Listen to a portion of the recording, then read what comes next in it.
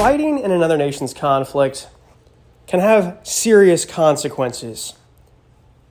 That's the moral of the story here for three individuals who found themselves as part of a show trial in Donbass.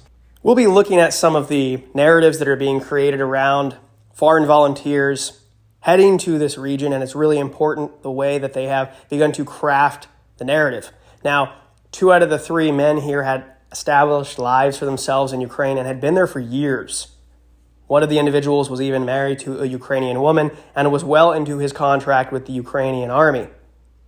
The other individual had been apparently, and I have not been able to fully verify this story, but it would make sense based on the unit he was serving with, the Ukrainian Marines. He had actually fled from the United Kingdom because he was under investigation for having fought in Syria.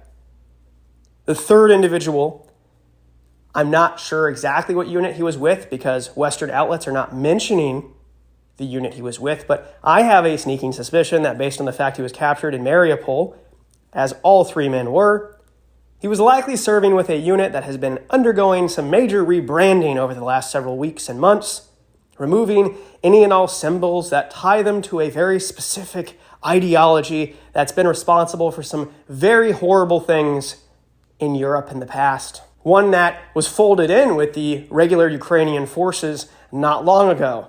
One that was open to taking volunteers from other nations. So let's look at the narrative that is currently being heavily curated and crafted for Western audiences. What demographic is the Ukrainian government most interested in terms of recruiting for the Ukraine Legion and other paramilitary groups? It's veterans of NATO nations.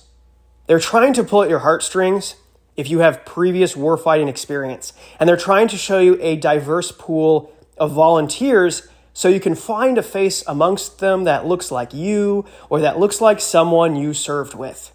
Ukraine is not in a position and has never really been in a position to have the time or the resources available to train large numbers of people who have no previous experience. In fact, they really never wanted people who had no experience other than the fact they intended on using those people as cannon fodder for additional justification for sending more aid and more weapons to fight their war. Much of the actual fighting in this conflict has been done through using information and curating and crafting certain narratives.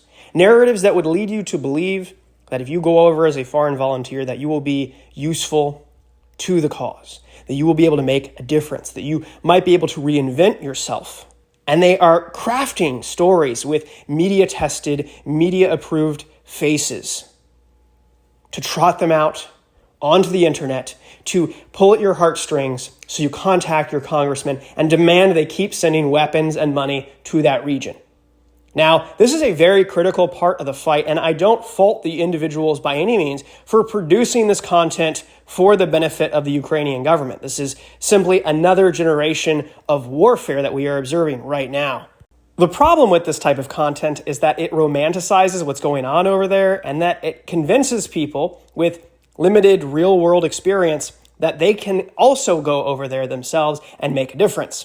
And we have seen, because of this highly curated footage that you're seeing right here, for example, from a Twitter warrior who really likely sees no actual combat based on the condition of the uniforms and the sets that they use as a backdrop. And we know that a lot of the places that he's been filming at are, in fact, literal film sets. And again, they trot the faces out who are media-tested, media-approved, that when you look at them and you see this foreign volunteer, you think of your brother, you think of your father, you think of someone you served with. There's a reason why they are doing this, and it is bringing a lot of kids into the region who have no place there. We all saw what happened with the Reddit battalion and how they were absolutely annihilated when they got there because they couldn't stop posting on social media, and then other individuals who were eventually armed that went out and thought that they could engage with a T-72 with an AK-74. And it ended very, very badly for those who went out on those patrols. And if you don't have experience you're not going to end up with the creme de la creme of the Ukrainian armed forces or with veterans from NATO countries that have real-world experience. You're likely going to end up fighting with a very murky Ukrainian paramilitary group that has minimal experience. And most of the volunteers that you will be with have minimal to no experience, which will put you in a situation where you will likely be killed, maimed, or captured, and then trotted out for a show trial if you're even that lucky. More than likely, if you are captured, you likely will not be leaving the place you were captured.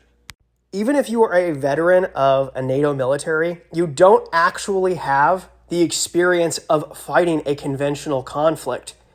And in this particular case, even if you're an older veteran, one who was part of the Iraq invasion, for example, you don't have the experience. This time you are part of the military that is technologically outclassed and outgunned. This is a conventional war, and it is an ever-changing and ever-evolving thing. So just because you have experience from past conflict doesn't mean you're ready for the current one that has been fought for years, one that has been changing radically over the last several months. And the real footage that we do get from this conflict, the real footage we do get from actual foreign warfighters, it's on helmet cams, 9 times out of 10. And it's very limited that we see this type of stuff. It's also often from drone footage or embedded media with these units. It's not from some guy's cell phone. It's not from somebody who's posting on Twitter. So be very, very careful what content you are consuming and believing to be legitimate. And to those guys who are out there who are making a difference, who are trying, who are bringing their expertise to the area, be careful. This video is a cautionary tale if you are already in the region, and I'm sure you are keenly aware of what just happened with that trial in Donbass. Fighting in somebody else's war has consequences. So if you are there now, make sure you have adequate plans in place on how you're going to get out should the time come.